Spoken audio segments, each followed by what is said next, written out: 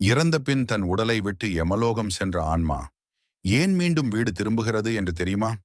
கருட புராணத்தின்படி ஒருவர் இறந்த பிறகு அவரது ஆன்மா முதலில் யமலோகம் அழைத்து செல்லப்படுகிறது.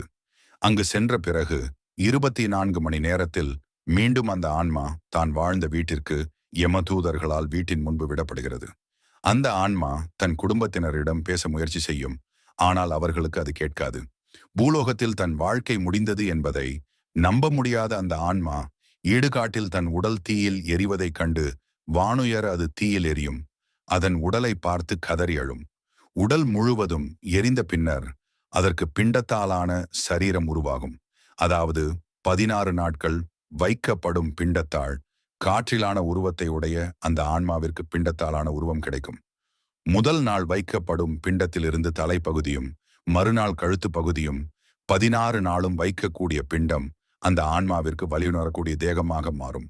பிண்டத்தை உண்டு அந்த ஆன்மா பசியாறும்.